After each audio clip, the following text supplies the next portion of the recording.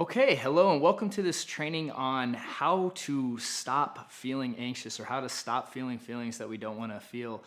This is part 4 of this training series on really OCD treatment and frequently asked questions that I get about the treatment process and recovery process of OCD. My name is Matt Codde and I'm a licensed clinical social worker and I'm also the founder of the OCD Academy. And again, in this video, I want to talk about this idea of trying to stop feelings. Okay, so in part 3 of this training, and there's a little link below if you haven't gone through that yet, so please make sure to go through that. I talked about this idea of trying to stop thoughts, right? One of the common questions that I get is, well, how do I stop my thoughts, right? And and then I talked about in that with the whole white bear phenomenon, where the more and more you try to stop thoughts, the worse and worse they become, or the more and more you're going to experience them, right? And how thought suppression actually makes thoughts, more frequent. And it really is a very similar premise on the idea of trying to stop feelings. So as human beings, we get different feelings, right? That's part of the human experience, right? Where we'll feel happy, we'll feel sad, anxious, angry, like the whole gamut of feelings, right? That we actually have the ability to experience as humans. And feelings serve a very important purpose, right? They help guide us on a lot of our directions and help us know when things are wrong and all that, right? We talk about gut feelings. And so feelings aren't in and of themselves a bad thing, right? And so when I get the question of, well, how do I stop feeling anxious, right? The first thing that I usually try to bring to the table with the person that asked that question is say, okay, well, so why do you want to stop feeling anxious, right? And usually it goes something like, well, because it's uncomfortable. I don't want to feel anxious, right? I want to feel happy. And if we think that the ultimate goal in life is to feel happy, what we're really assuming is that the whole purpose of life is for us just to feel happy, which is ultimately not true. I mean, there's certain people that might believe that, but that's just not a belief that I share. And the reason is because I don't believe life, like we're here on earth and all that just to feel something, right? Just to feel happy and content. The reason that other feelings exist is because it's usually through our uncomfortable feelings that the most growth becomes. And if we even shift our thoughts to the idea, or the mindset to the idea that, like, look, life is much bigger than just feeling happy, but it's actually, learning to become the best person you can become, right? They talk about this concept of self-actualization, when we talk about the pyramid of development, and really becoming the best version of yourself, not only for you, but for other people as well. Right? And when life becomes bigger than you, and you actually go into more of a service mode for others, the world becomes a better place.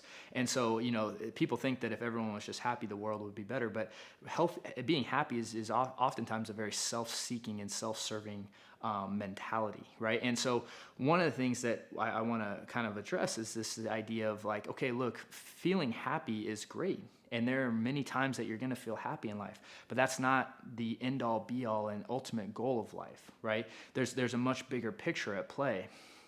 And when we talk about uncomfortable feelings like anger and anxiety and, things that often make people feel very uncomfortable that most people don't want to feel, we actually can come to understand that, those feelings exist for a reason, right? Anxiety itself is not actually a bad feeling, right? Fear, it actually keeps us alive, right? So when I was walking the other day, for instance, and there was a car, I was walking through a crosswalk, and there was a car coming, and it didn't look like it was stopping. And so it actually didn't stop. And so I, had that fight or flight response of that, fight or flee the situation, that anxious feeling, and that actually allowed me to step out of the way of the car, right? And let the car go by. Now, I was also very angry after that happened as well. And so those are things that, like, those feelings exist for a reason, right? And so addressing the idea that, maybe anxiety itself isn't actually a bad feeling. So one of the things that I would want to bring into the table on this question of how do I stop feeling anxious is that first, we need to realize that we don't need to judge anxiety as a bad thing. Because when we judge anxiety as a bad thing, we ultimately feel the need to get rid of it. Now, if we actually look at our feelings and actually learn to feel them, right? And actually connect with whatever it is we're feeling, that's going to allow us to live more authentically, because we're going to be able to identify what it is that we're feeling and then take action steps that are going to align with our long-term values, as opposed to just trying to alter our feelings all the time. You know, one of the reasons that a lot of unhealthy behaviors like things like addiction and are so prevalent these days is because we are so focused on transforming our feelings, and we use external things to do that. So even something as simple as social media, you know, why people are becoming, there's this big correlation between social media and mental health, is because people go on social media to feel that, to feel, even if, someone likes their stuff or comments, they get the certain feelings, attached to that. And when you use social media to try to control your feelings, or if someone comments badly and controls your feelings, again, your feelings are then at the whim of the world, right? At the whim of external things.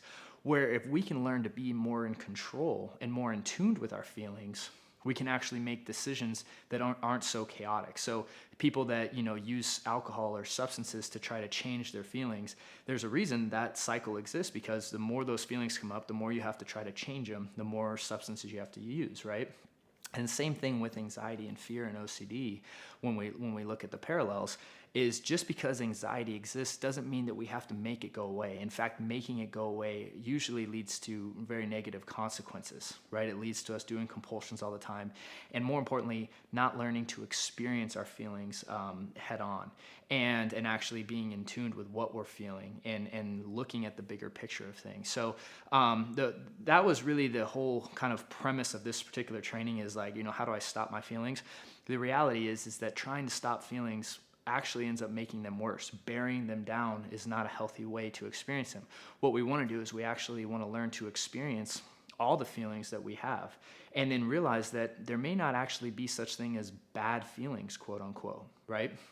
And even challenging that idea that anxiety is a bad thing. It may be uncomfortable, but it exists for a very specific reason. And so not labeling it as bad will help us in the long term of realizing maybe I don't need to try to get rid of it, and learning to feel it will actually help us, do the whole process of ERP and all that, where we actually learn to feel our feelings and come to contact with our anxiety and fear and learn to face it head on. So the kind of action step, I guess, for this video would be to practice feeling whatever you feel, be it happy, anger, anxiety, whatever it is. Learning to notice what it is you're feeling is a good first step on this path. And in the next part, I'm going to go more in depth on actually some of the techniques that we use when it comes to treating OCD.